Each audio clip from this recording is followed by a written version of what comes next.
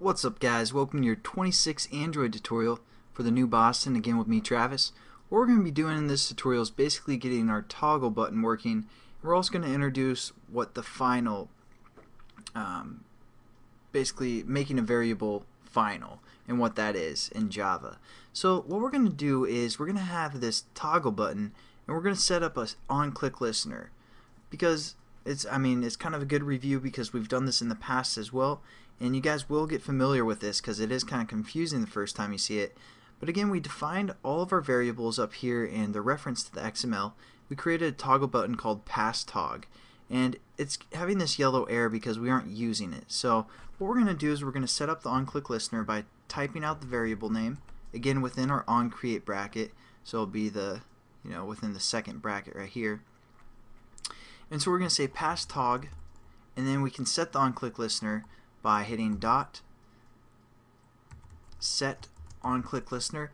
And there's also an option of set check change listener, but I want to use the set on-click listener because later I'm going to introduce something else. So use the set on-click listener, and again we're just going to finish off the bracket right here before we define our on-click listener, just so we don't get confused within all these brackets and all this code that's going on. So again, we don't have an on-click listener, so we're going to say new view dot on-click listener. And you guys will again get familiar with this. It's kind of looking sketchy right now, but all you need to do is click right here and it will set it up for you.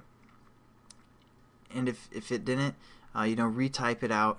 It should give you a little help, or Eclipse should give you a little help, and then you just click it and it'll set that up. Otherwise, you guys can kind of look at how this is set up at the moment.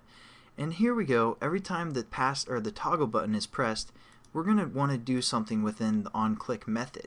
So we're going to go within this bracket, and what we're actually going to do is we're just going to change our edit text from kind of the password setup that we did.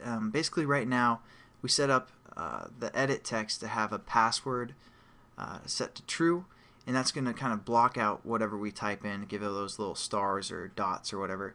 So how we're going to do that is we're going to create an if and else statement. So within here we're going to say if, and then we're going to have a bracket. Basically we're going to define something. If this is true, we're going to do whatever is within this new bracket that we just created. Else, meaning that it's false, we're going to do whatever is within this bracket. So there we go. We have a lot of brackets. I'm going to try and keep those all on the screen so you guys can follow along if you get confused. But basically, if you start a new bracket, hit enter, it's going to finish it for you, and then you just do else, new bracket, hit enter again. There we go. We have our thing set up. But what we want to check is if the toggle button is set to true, or if it's turned on. And if it is, we're going to do something. If not, we're going to do something in this else statement. So how we're going to define that is by going referencing our, again, variable passTog, which is our toggle button. So passTog, and we can hit period and use a method called isChecked. And it's a Boolean, basically meaning true or false statement.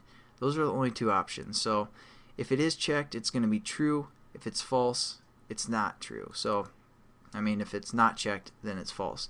Now what we're getting is a error over our passTog because we're using it within like a sub bracket, or basically a sub bracket, you guys can think of it, and or sub method.